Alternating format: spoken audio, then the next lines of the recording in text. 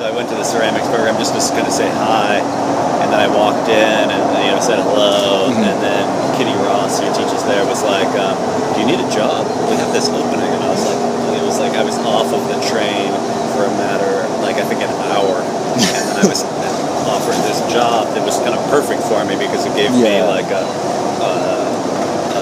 staff ID so that I could go into the Chicago Art Institute Museum for free every day.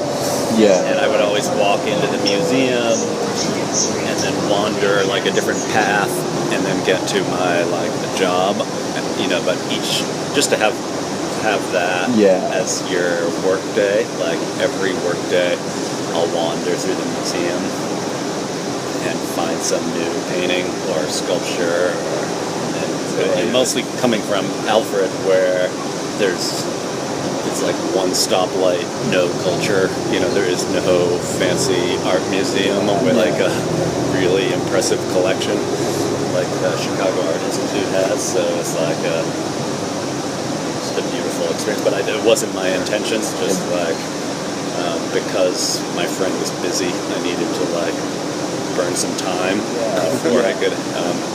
Before she was out of class. I think with like starting in a place like that, the idea of starting somewhere is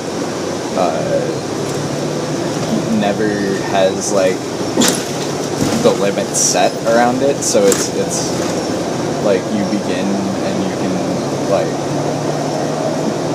find new opportunities or accept new opportunities or reject new opportunities, but they're all kind of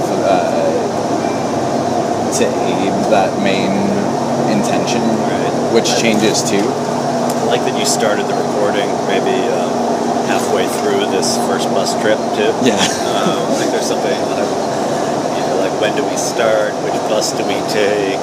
When does this begin? And I think I was sitting over here like, maybe he's just going to take mental notes and not record stuff. That's cool, whatever. And then you pull out the recorder kind of, halfway through the first bus adventure. Yeah. We still have to come back. But the way I kind of am thinking of it is this interview will be a compilation of information. So it kind of started like right when you walked in the hallway down in Parnassus, but I like to settle into things. Yeah. Like that idea of settling is. Do you know that Frederick Wiseman trick where he makes these documentary films about institutions and he'll bring a camera but he won't put any film. This is back when it was like 16 millimeter. But so he'll just walk around with a camera for like a week with no film in it until people are just kind of like so used to him constantly being that they forget, they don't care about him anymore. And then he puts film in after like a week of just carrying the camera around the school.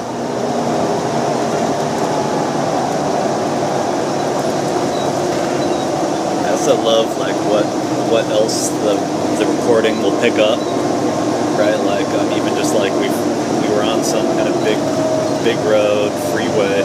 Yeah. And now we're getting off. And so we're slowing down. You kind of hear the hum differently. We went around a curve. Yeah. Now we're at a stop sign and we're getting to a smaller road. West Lake Sam Parkway. And again, this is definitely, I've never been on any of these roads. That drive was like one of the most self-dependent things I've done ever. So it was like choosing to leave Massachusetts and then just like getting on 990 and then like never leaving I-90. And we stopped at the Badlands because I needed to.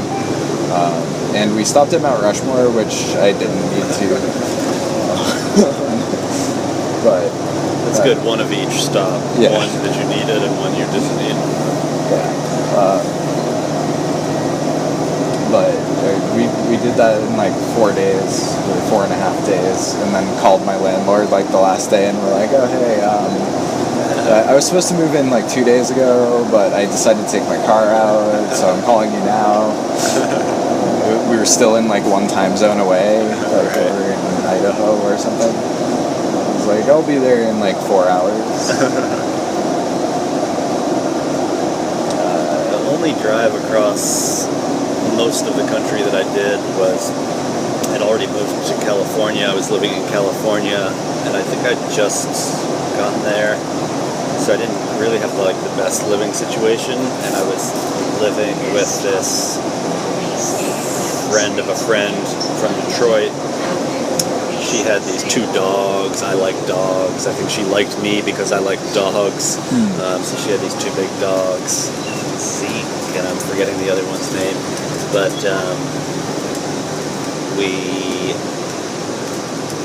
she had just moved there, but she had this like fancy loft. She couldn't really afford the fancy loft, and so, but she didn't really have like a great place for me to sleep. So I was kind of just like on a futon, kind of near the kitchen, on the ground, and sleeping in her kind of fancy loft with her. She had a boyfriend. We didn't see that much, and I was like this kind of young, scruffy kid that she was letting like sleep in her sleep in her kitchen, and then she was like, "Oh, Michael, I need to get all my stuff from Detroit. Would you be interested in like I fly you to Detroit, and then you pick up a U-Haul and then pack drive up it, my stuff and bring it all back?" And I was like, "Sure, that sounds great." I remember, so I did all that. Actually, I think she flew back and her stuff was all packed up, but she didn't have the time to do the journey, so she did all the packing.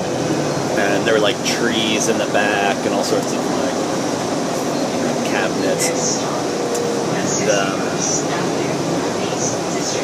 And I remember I had like this huge beard before I went to Detroit, and then I decided to shave everything off except for the bottom. So it was kind of Amish, but it wasn't completely Amish.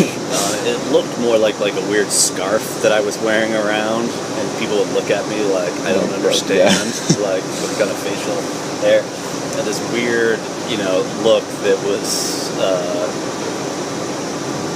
scrappy terrorist or something like that in this U-Haul. And I decided like at some point just like driving alone, like it was so hard to drive the big, it was like a bigger U-Haul, so it was like a 25 foot, and so I was like I just didn't like parking the thing or stopping, so I just kind of kept driving straight. So I did like 16 hours, another 16 hours, and slept in the U-Haul to save money, and kind of depressing because I didn't make it fun. I didn't stop and do things. I know that feeling. That's on our way out here. Like we stopped for like hotels because Gabrielle, she wanted hotels, not the car, which I totally understand. I was fine with the theoretical car thing, but our stopping to do things was like we stopped in Wall after doing the Badlands, so got the South Dakota experience, and then we went to Mount Rushmore, and that was about it.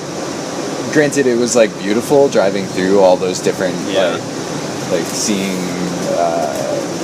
Minnesota turn into Dakota is like this like wildernessy like rambling hills and trees, and then all of a sudden it's just like slow degrade into this like flat like sandy oasis with like weird factories that look like they're producing more smoke than like one city alone.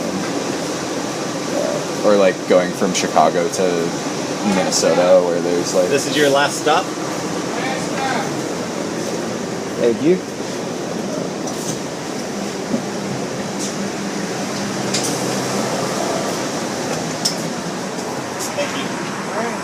What number is this bus? What number is your Settlement. What number is your bus? 542. Okay. 542. Thank you. Because that would put a wrinkle in our system if we didn't know how to get back. Yeah. And then we're like, take a different line. Yeah, and then we might end up on a few. Never know which hands to like throw things out in. I assume it's across the street. Yeah, it's either there. That one says 540. There. That one has 545 on the bottom, which isn't 542. But here's 542. Yeah. I've recently started seeing those like wriggly things in your eyes. I forget what they're called. Oh, my eye? No, like people like sometimes if you're looking. Floaters? Yeah, floaters. Yeah, I've got a bunch of floaters. Yeah, and so I worry about my vision. Well, the good thing is you're not like a drawer or painter person. Like that would put a real wrinkle Yeah. if you lost your That's vision. My great uncle was a painter, and he. At some point, I'll have to show you some of his early drawings, but he did these like kind of like Henry Darger, like kind of bizarre fantasy things where you're like, what's happening? And he was really shy and kind of had a stutter. And in the beginning of his life, he would do these kind of scenes, and there'd be like elves and mushrooms, and he would draw like every little blade of grass with a pen, and then watercolor. But at the end of his life, he had cataracts, and his vision was getting blurrier and blurrier and less. And so in the end, and the rest of my family doesn't like the end paintings because they're not like, his name was Mickey, and they're not like kind of like the real paintings. Mickey, right? Yeah. But I remember there's one that's like just a really abstract painting with these big blocks of color, and it's really because he couldn't do what his thing was anymore. Yeah. So he had to just like give in to a different different. method. Yeah, I mean that's like as much as seeing like the way I do now frames things. It does interest me if I stripped away my vision from everything I know about like making. Where does that leave me? Yeah. Also, talking to Anne, there's a lot of conversation that happens about like what you're making and how it's the same thing. You're always making the same stuff because you're you and you have your processes and your ideas. And but like if you're making a journal and making a painting, what's the real like disconnect there other than like the actual product? Right. Because she was talking to me about how she thinks of like her work as the Arts Wire and the Artist Trust, I think. Yeah, Artist Trust. And that was interesting because she was like in a show at a gallery recently or a while ago. I don't know the show that she was in. But she was in it as an artist, but she had like just her stuff, her institutions. Yeah. She's doing this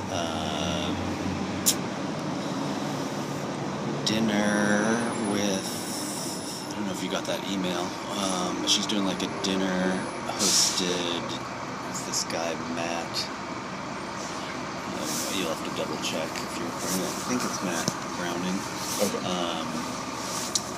And she invited me to participate. So there's going to be kind of two people in conversation together, and then I think people ask us questions, and then it opens up to like a larger group, kind of like potluck meets interview. Okay. Maybe. Yeah. And I think it's called a curious. I don't know if it's like a curious dinner or a curious. I forget the other. But it's happening this Sunday. And I think I have to double check. I think it's at Matt's house and not Anne's house, because this other person was like, "I'll see you there," and I'm like, "Yeah, I'll see you at Anne's house," and they're like, "I think it's at Matt's house," and I'm like, I don't know where Matt's house is, but I think I'm gonna go to the right place. We'll end up there. But if I don't know if it's like something that fills or is full, but I think it is like a potluck and everyone brings food. And I think it's at this guy's Matt's place, who I've never met, but he's a painter. He's one of the people who got the Nettie Award. And then Scott was telling me about him, Scott Lorimore, telling me about him, where he got the Netty, and then he decided to use the money, the $10,000, and he bought work for the SAM as like a gesture. Oh, okay. Both as a way to kind of like redistribute the winning, but then also to intentionally pick maybe people that aren't in the Sam's collection that would then be put in the Sam's collection. I love that it's raining on us and that we're underneath our bus stop. Yeah. Protection.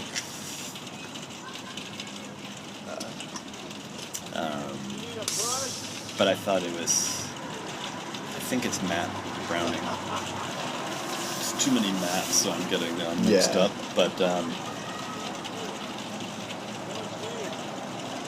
even just an interesting painter to try to meet, because I don't know, he's like, I think he's like really a painter, but he's also doing something in a very conceptual way. Yeah. And I think they interviewed him, and he was saying like, no, this is artwork. Like, my giving the money away to other people, that is a piece of work.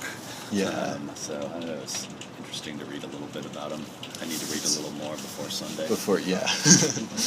I mean, you could go into it blind. Yeah.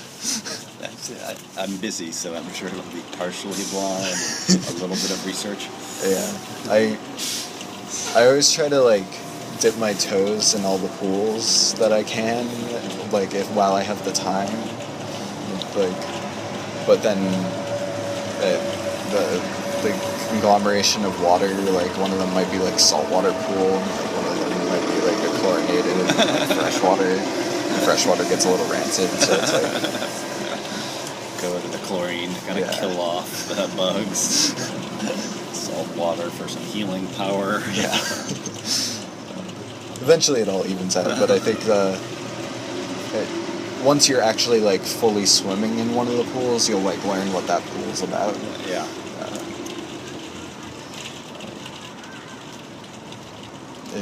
It's like the paper that I sent you, the like paragraph or two, it's like very like more rigid than I normally would think about something, in terms of like I wanted to be like clear that there's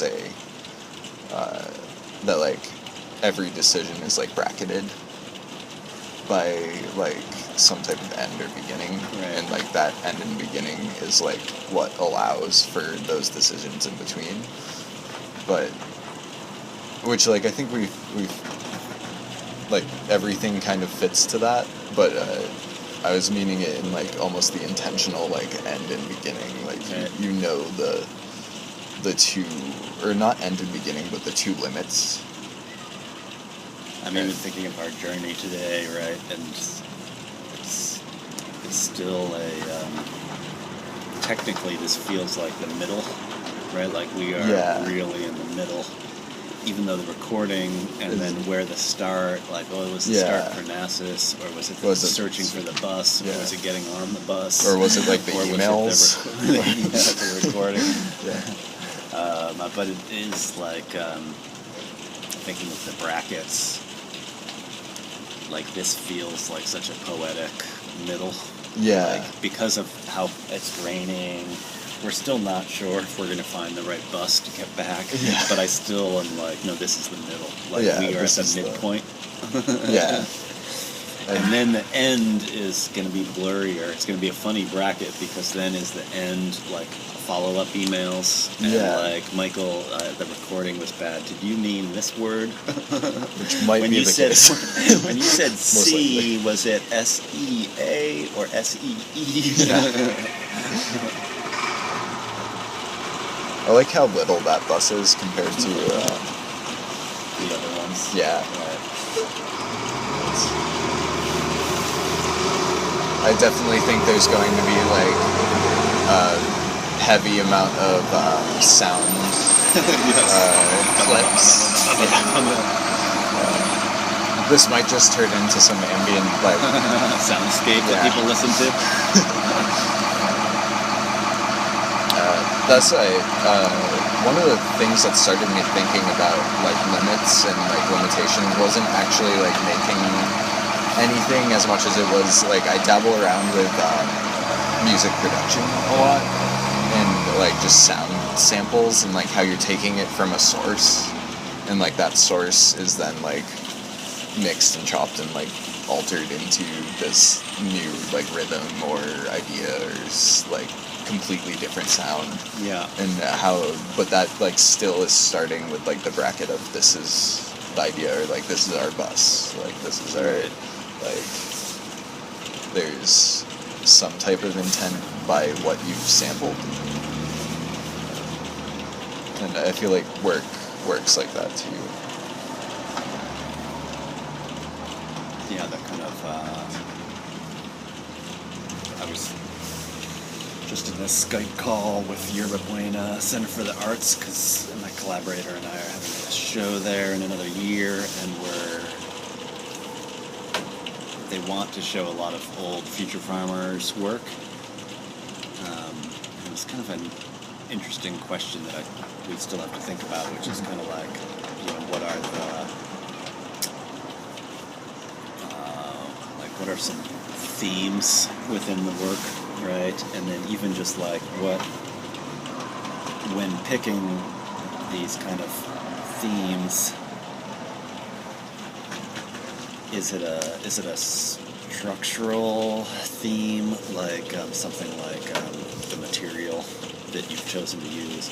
Is it a structural theme of like which collaborators were working on that project?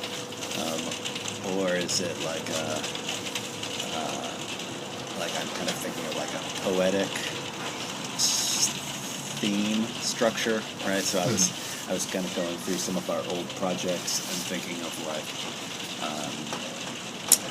sometimes we're reimagining something that you think you understand and giving it back to you, right? Mm-hmm. So I was like kind of like reinventing the wheel or reimagining something. Then there's other projects that are kind of, and I like this word, hesitating, like your project is just hesitating on this one moment. Yeah. But it's, and it did have materials and collaborators, but almost what was important was the choice to hesitate on this one moment. There's a few projects like that, but I don't know, I've just been thinking of, I think I wouldn't, I'll think more about the word bracketing, but I like thinking of like different ways that you can kind of look into something. Yeah. I was thinking about what you were talking about with the erratum work with at Harvard. At Harvard. But the like the way that's taking from like the need to find all of them in terms of just like finding one and it being that like I feel like that's bracketed by the looking more than like looking for something beforehand than like the erratum itself. Yeah, right. Like what's more important, the index or the looking for the things that are in the index? What gives the index purpose? Right. I like these background sounds. There's like a helicopter. I'm not sure what's happening with the helicopter and the sirens. Yeah. Are they related? The helicopter sound is now too far away for your recorder, but there was a moment before it where was like this, like might have gotten it. Possible. Yeah. Also, sometimes with these like these types of recordings and other like my camera, if everyone stops talking, and then it'll pick up like more of the sound around it. But then like once it like has proximal. Yeah. Right. And there's the raindrops on the roof. Yeah. But we have to be quiet. Yeah. For the recorder to hear it. I'm not sure. Theoretically. Yeah. It's definitely doing a circle. Thinking about other lines in space. Right, circling this probably tragedy. Yeah. There's something that happens that needs to be recorded. Most likely it's something sad or bad or mad or tragic. Or traffic. Or maybe just traffic. I was thinking about the sirens this morning because I was up at like 5:30 and there were sirens blaring down my street, and it's like I feel so used to it now, but a few summers ago I lived like in downtown New Bedford for a little bit, like a couple months, and the sirens would like drive me insane. So like because I'm so used to living in like a rural area, so like that desensitization to like something that is usually always like associated with something tragic, or possibly a broken arm or something less tragic, but like still like there's pain involved, or like some type of like trauma, and I feel like that. Like, where does it get to the point where you won't even notice if like you're being told to evacuate or something? Do you know this guy from LA called Joe Frank? No. It's like a radio storyteller, and he does a great job of mixing like soundscapes. Like he's definitely like sound former / storyteller. But I think some of them are really beautiful, these kind of mixes, but he's kind of taking the radio as usually like an interview, right? Like kind of what do you normally hear on the radio, right? And then he kind of just tweaks that. And so one of my favorite ones, thinking of the helicopter, is called Eye in the Sky, Eye of the Sky, and the Sky, something like that. And the first time I heard it, I was driving from LA towards San Francisco, and we're driving along, and then we just start hitting traffic, and he just happens to be on the radio. We had some like weird station that we were on.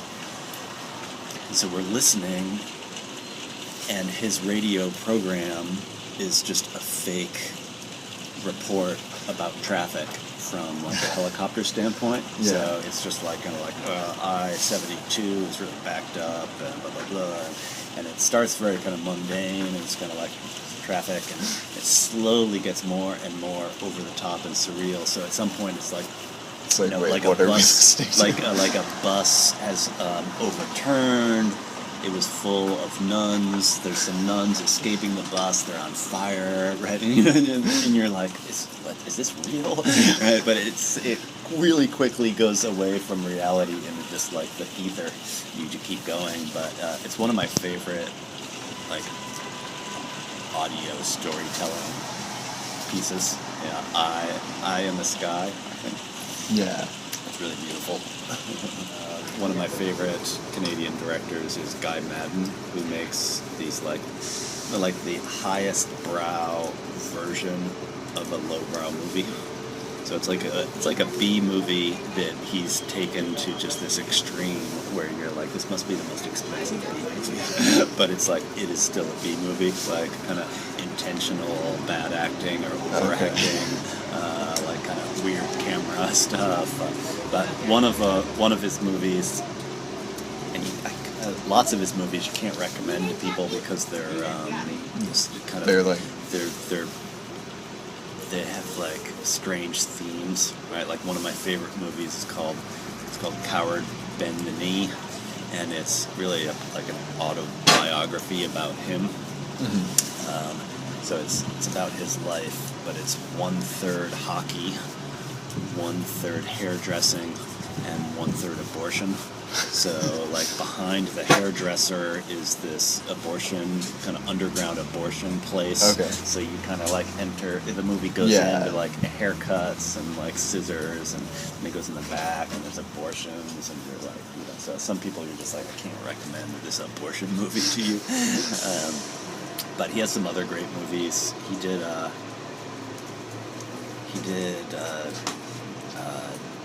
Dracula movie where he had the I don't know if it was Quebec, but like some Canadian ballet company, so it's all dancers, but it's like, how and why did these dance? I think they picked him to make a movie for them, and you're like, that's a weird choice to pick Guy Madden to help you make a movie, because he is gonna like. That's like thinking about what like people like. Why do people ask for certain like things from certain people? And I feel like, especially now with like the internet and like reasoning for like, there's just such a wider like audience, I guess, for everything. So you're bound to find an audience for something. Like it always baffles me looking at budgets for movies, because the only movies I've ever made, I made with like things I already had, so zero. And like, I mean, none of them made any money themselves, so like, I guess that's the difference. But like the people, like you'll find these like B movies that are like still maybe $4 million or something as their operating budget, and it's like, how do you find this kind of like $4 million for this type of movie? But you're bound to eventually. At least that's how I think of it. If you work on something long enough, then it's or you can make it. Well, making $4 million is kind of hard. Right. At least $4 million to spare on something.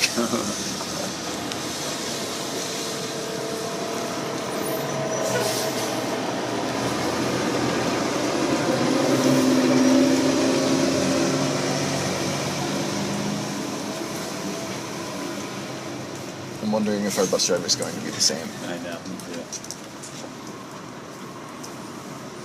I like that the little white van is kind of like taking one bus driver back home and getting a new bus driver. I've always thought about the like King County Metro cars and the Seattle Sound Transit cars, and I always wondered what like their purposes were. So I guess that's one of them. That's one of them, right? Yeah. Company cars is strange to me, because it's like owned by the company, but people will like take them home for the night or like use them to get somewhere else, and then it's there. Or those car sharing services. Right. The other thing that I was always intrigued by was like how much parking a city has, like street parking and parking lots, and the cities realize that there's going to be a certain percentage of cars that will be in transit, right? So you don't have enough parking for all of the cars, because there's a certain number of cars that will be moving. Yeah. So then... So you're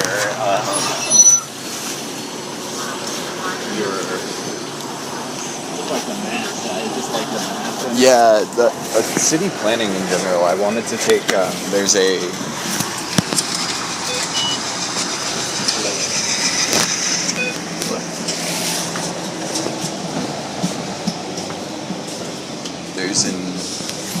urban planning, I feel like it should be this side. Yeah. The opposite.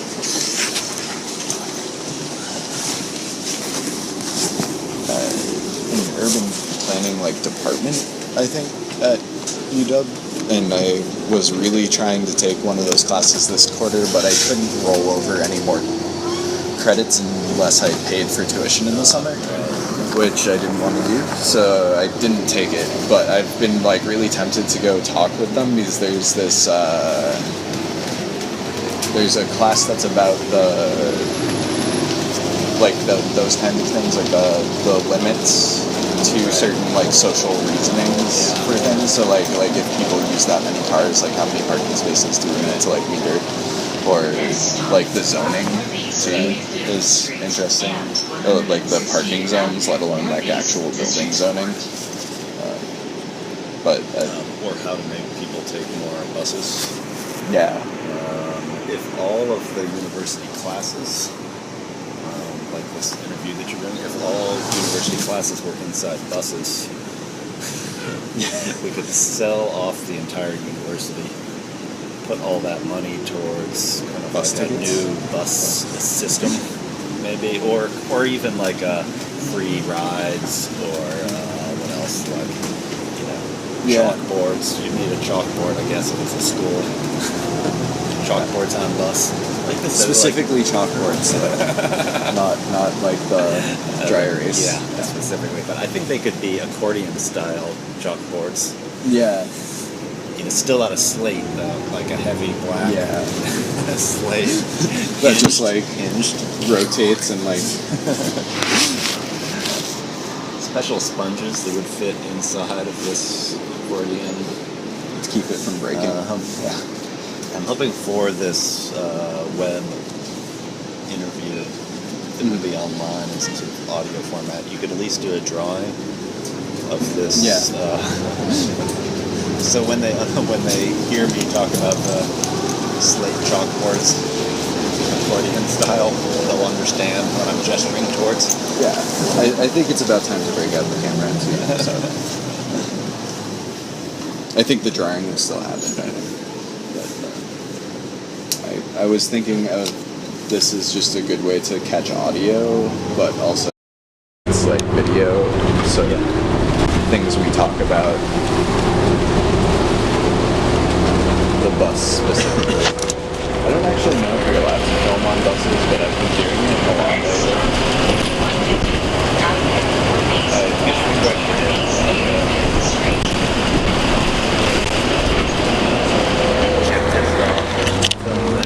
Yeah. Without their permission. But then, like, where do you draw that line? And also, where is it moral versus legal? I know a lot of street... And what, like, pixel resolution, right, is... like, if I'm really far away from you and I can't see your face, is that legal? Yeah. Or morally legal? I think that's... like a lot of street photographers will talk about how like especially when they like have a film camera with like a flash or something, and they'll talk about how like when you're on the street, everyone is agreeing to be photographed. Right. But like when you're inside a building, then most people feel like more of a need to ask. But the bus is like in between those two things. Yeah. I feel like there's a like kind of a organic like response to being videotaped or to being like captured. I think that's why I like painting portraits, is because like people don't. It's almost like the rule doesn't apply. Almost, right? Like I mean, drawing on a bus and things like that does make people uncomfortable, I've noticed. But if I have someone sit for me, it becomes like a casual conversation, like kind of like this. Yeah. Where it's not, like, it's kind of like I've walked around with an empty camera for a week. Right. Especially the more times I sit with them. So, like, a lot of my models are, like, Craigslist. I find them and I'll just, like, post in the free gigs section because I can't pay. I was thinking about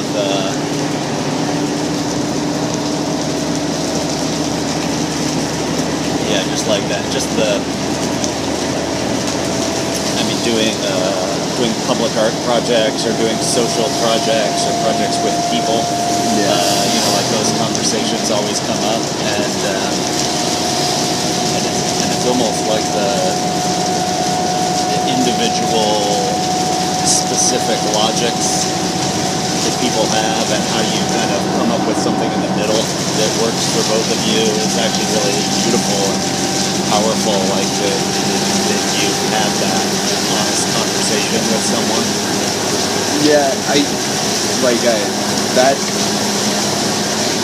It scares me to do it any other way, so that's kind of how I do everything I try to do, like even my classroom, like it's like being able to set like talk about the things that need to be talked about, but in a way that allows for solutions to be made. But I don't. It scares me to be deliberate about something because I don't have actually that much of a. I'm also thinking of the to difference between the, like, if you were doing a painting of someone that they were going to keep, right? Like they would be paying you. Yeah. And then if you're keeping the painting, usually you would pay them. Yeah. And nowadays, at least maybe with most of the projects that I do, it's like I actually just need a photo of the work. I don't actually need the work. Yeah. Right? Like you can have the painting, you can have the sculpture. I took the photo. That's all I need. Yeah, right that's. I've said that to all of my models, so it's like as long as I have like a photo of the work, and maybe if I need to show it or something, like borrow it. But I don't need the piece. Like it's more about doing the piece than it is about the actual work. Like sometimes I don't even feel like I need a photo of it. Right. I think that's also something. Do any of the models take you up on that? The one that sat for me for a while really wants one, but he doesn't want one until I like leave. Right. Was what he was saying. He's like he feels like that would be like kind of solidifying like the deal or something. Right. Yeah. And so then like after your second year show. Yeah. Yeah. That's great. Yeah. I like that idea too, because then I can also give him something that like I'm happy with or like proud of to give to him, because it's hard because when I say like happy with a work, I feel like everything that I'm doing has its own life and like has its like the object is its own thing. So I'm not ever really unhappy or happy with them, and like the goals are so ambiguous within them that like I'm just happy to have made it. Yeah. But I guess maybe like I would want to give him one that I'm like happy that I had the chance to make. Or like I had like good thoughts while looking, things like that.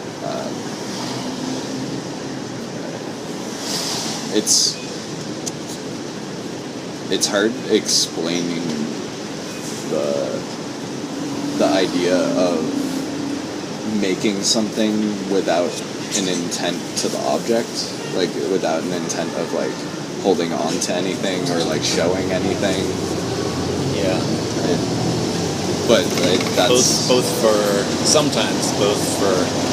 the maker and in this case the model. Yeah. But I think it's a fruitful version in the like learning, right? Yeah. When it's like there's no maybe that goes nowhere. Interesting just your choice. I also love that there's a little, like, with the spy cameras, for, like, if there's, like, a robber or something like that, there's another camera watching us.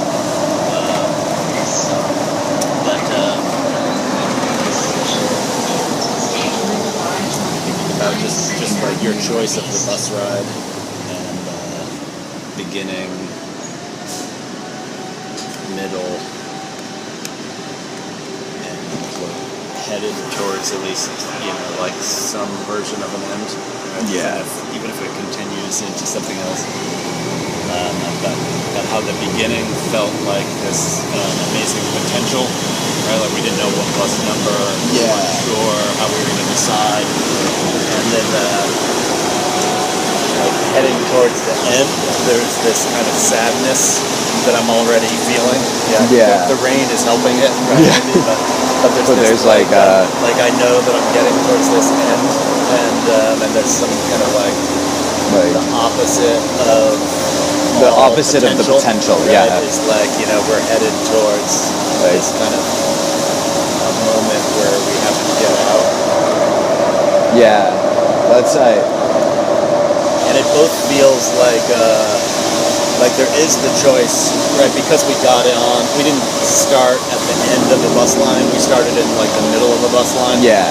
You know, so there is There's like the choice we could keep going and like leave our stop, but that also feels sad Yeah. because it doesn't. Because it's like not the pay resolution attention, or right? It doesn't pay attention to our rule, yeah. which is interesting. Like, And that rule is kind of like that bracketing. I guess maybe that's the actual bracket of like what we, because we were talking about how it's like not really a defined bracketing and like it's hard to like pinpoint, but maybe you can't find out that bracket sometimes unless you're like, until you commit to like what the bracket is. But it doesn't always have to happen at like the start of the format isn't always set from the beginning. Amy and I did these. We did this project called Reverse Arc, and it was really a temporary school. We did 2 versions, but they were both had this kind of theme, like we're going to build this boat, and sort of like the floods are coming. We need to build a boat, and we need the students' help. So the school was like, okay, let's get these things, let's tie the pallets together, we're going to get on there, we need a sail, right? And, but we never really made it to an end. So people would come into the kind of gallery space and be like, or the students, and they'd be like, is the boat done yet? Or, when is it going to be finished? Like how much longer until it's going to be finished?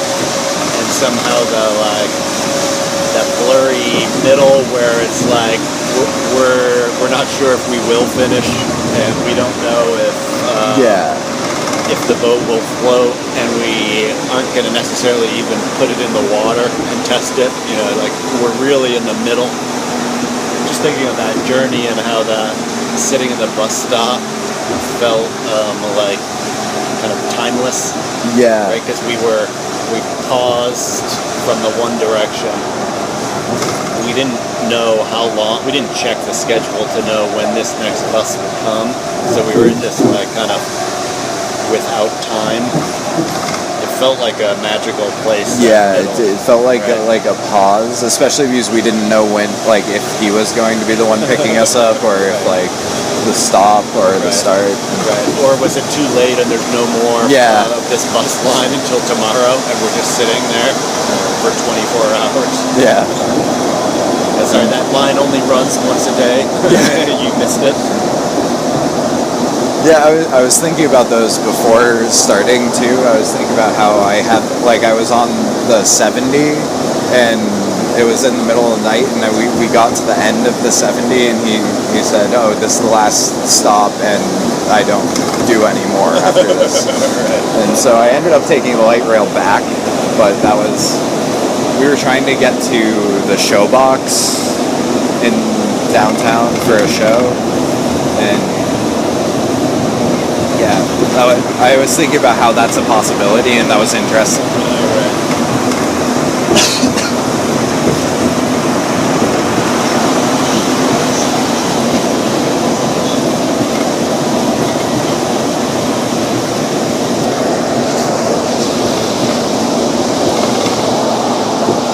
Yeah, it makes me think of I think we have different practices, right? Like the art of painting or drawing compared to maybe the art of I don't know what Future Farmers does, but there still is this kind of the bracket of the beginning, and it gets a blurry. It's like, did we really already start, or when did we start? When did that idea show up? And then there's I don't know, my pen exploded before I got here.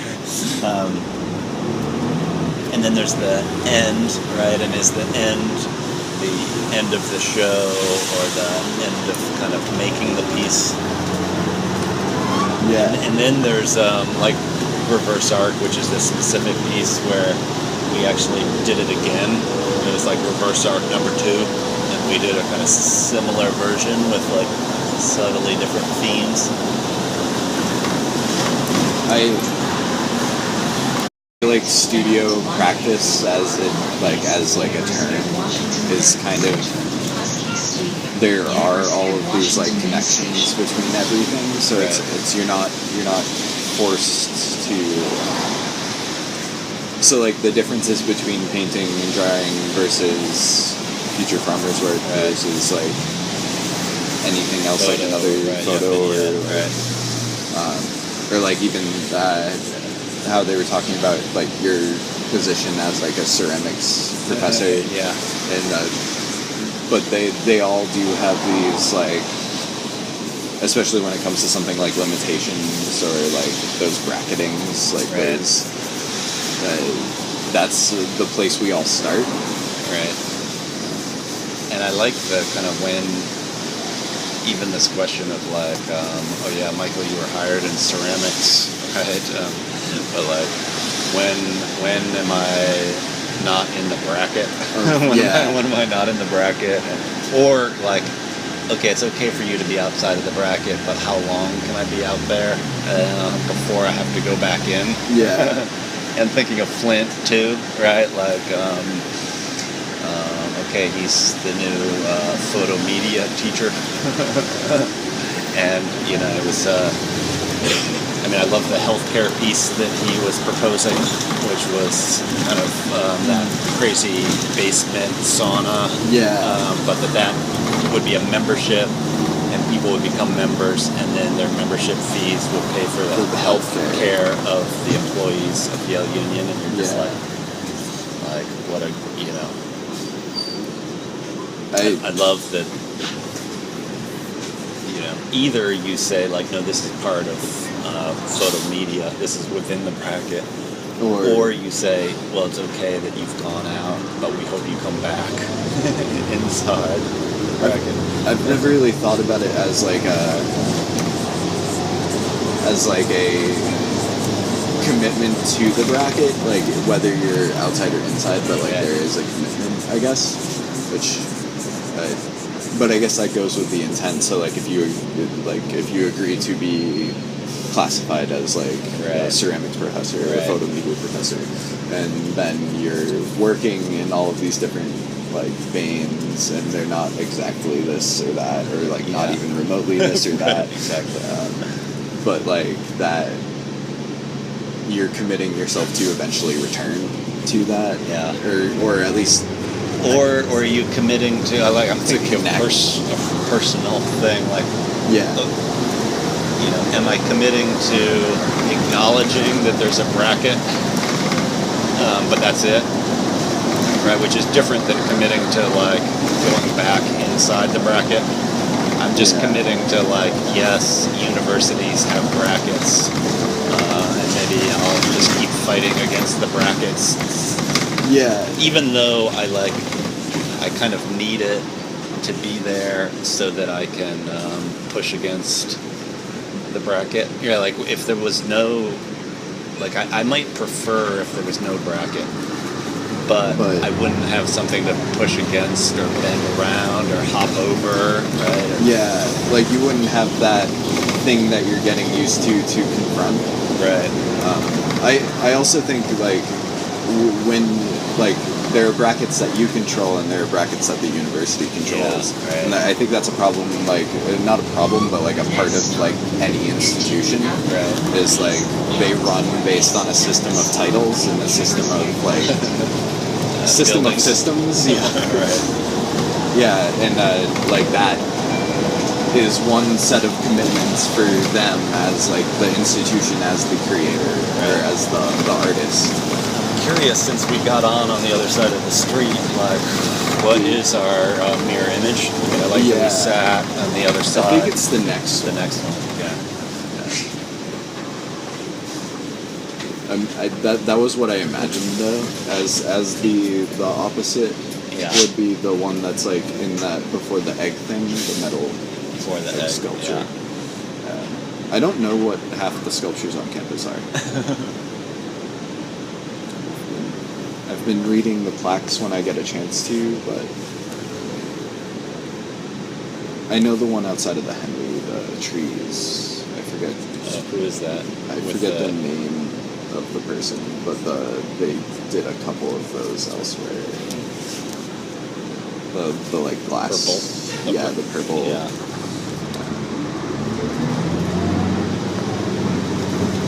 I think I've grown a new appreciation for earthworks since like moving out here, because I feel like back home they don't. I guess maybe the landscape isn't as inspiring or something. Right. But people take on different questions with sculpture here, I think, than they do in Massachusetts. So I think this is... Stop.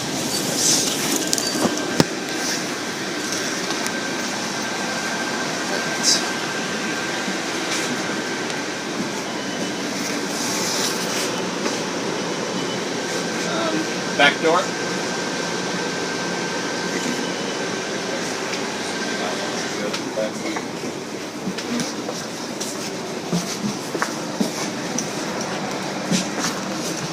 Have a good day. Thank you for riding. So weird that the sun is out now. Yeah. It feels like the bus was like an entirely different... Universe. yeah. First I wanted to say ecosystem, but it was further than ecosystem. Yeah, I love that when you get on like a public transportation or like a. I have to go back to the school, so okay, all right. I like when you get on a public transit of some sort. It like kind of warps you to a place and then back. So like that especially since we only stayed at the bus stop, it's like this transitory space that isn't. Like, it's not even just, like, you didn't intend to be there, and it's, like, this place that is... Or, like, when in Boston, you have to switch trains to get, like, different places, so you have to, like, go past your exit to, like... Or go past your station to get to the other side. Yeah. And that minute in that space, like, you never know what's, like, outside of that. Like, I don't know what those buildings over the buildings across from us were. And I also I didn't really, I mean, the bus said it was taking us to Redmond, so I think we were in Redmond, but I didn't pay attention to the sign since we were just in dialogue. Whereas in most cases, you're taking the transit to somewhere that you want to be. Yeah. Our version was different. So in the end, I have not even really sure of where we in got Redmond, to. where did we get off? I know there's a art supply store that people have been telling me to go to in Redmond. Oh. So now you know which bus to take. Yeah. There's a goal in Redmond for me again sometime. But I've looked it up before, so I think Redmond is like past Bellevue. Yeah. I liked that we had to cross over the water, though, because there are a lot of options where you wouldn't have had to. Right. I also wonder what the color coding of the buses means. Which green, purple, white.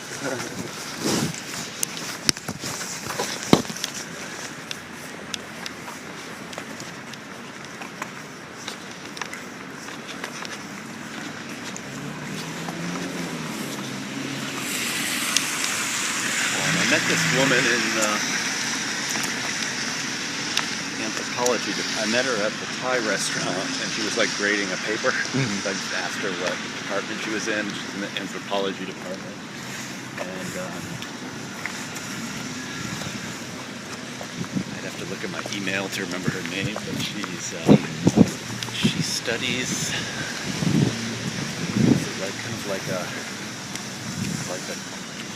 I'm getting it slightly wrong, but like the different cultures' views on color. That's cool. And I think specifically she talked about how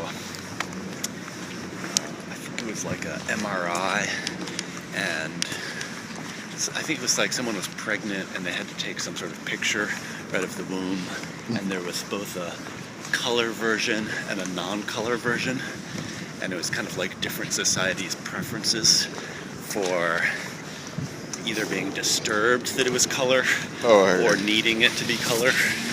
I'll find her name just because I think there's like keep finding people where I'm like, oh, there should really be a connection with you and the art department. Yeah, I think that's part of why I love universities too. I think I used up all of the memory card. Yeah, my memory card keeps getting smaller and smaller because I keep formatting it, but I don't have money to buy a new one. And then I try to fix it, but that involves more programming than I am capable of. So. Your interviews will just have to get more and more concise. Yeah. You'll interview someone and be like, I need one word. That's all I can fit. Yeah. And we'll just keep formatting it until it gets like, each time you have to like dock a letter. This is still going though. It's an hour and 14 minutes. Or hour and, or 14. It's probably an hour and a half when we started, but nice to know how long our journey was. I feel like it might have been even slightly longer than that too. Right, again, just list Parnassus at the beginning.